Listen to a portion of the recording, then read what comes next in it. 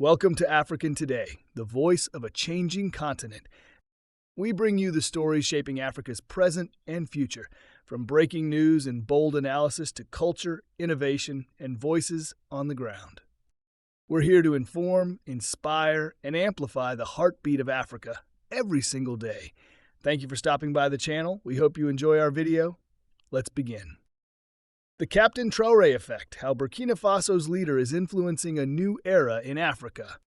Captain Ibrahim Traoré, the young and unapologetically revolutionary leader of Burkina Faso, is not just reshaping his own nation. He's igniting a ripple effect across the African continent. Since taking power in 2022 through a military-led transition, Traoré's bold anti-imperialist stance, nationalist policies, and pan-African rhetoric have inspired a wave of political and ideological shifts throughout West Africa and beyond. One a bold departure from France, Traoré has made it clear Burkina Faso is no longer a playground for former colonial powers. By cutting military ties with France, expelling French troops, and reclaiming control over national resources, he sent a strong message to other African nations, especially those still under heavy foreign military or economic influence. Countries like Mali and Niger have followed similar paths, reducing or severing relationships with Western powers in favor of sovereignty. To a rise in Pan-African solidarity, Traoré's speeches and actions are rooted in Pan-African ideals, unity, self-reliance, and continental cooperation. Under his leadership, Burkina Faso, Mali, and Niger have formed the Alliance of Sahel States, AES, a new bloc focused on mutual defense, economic collaboration, and liberation from neo-colonial structures. This alliance stands as a direct counterbalance to ECOWAS, which many in the region now view as compromised by Western interests. 3. A new generation of African leadership. Young Africans across the continent see Traoré as a symbol of courage and integrity.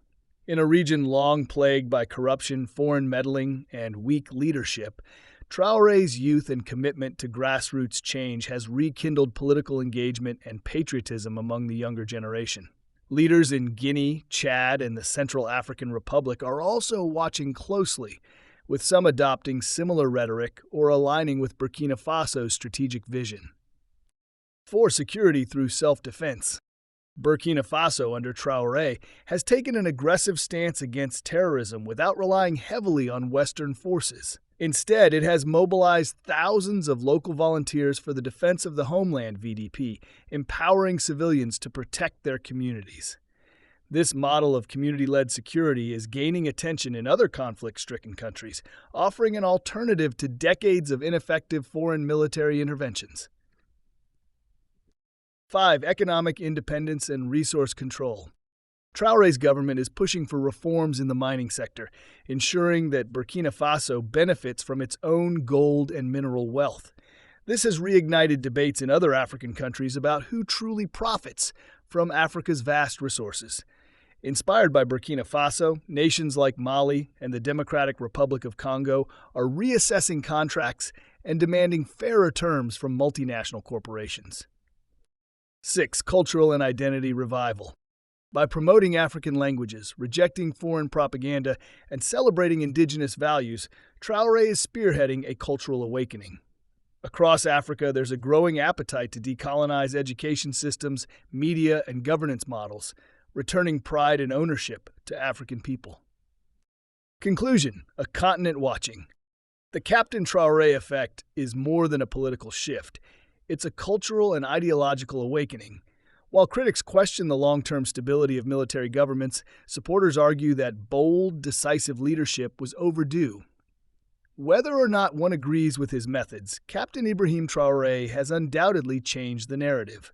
He has proven that African countries can stand tall, reject neocolonialism, and chart their own path.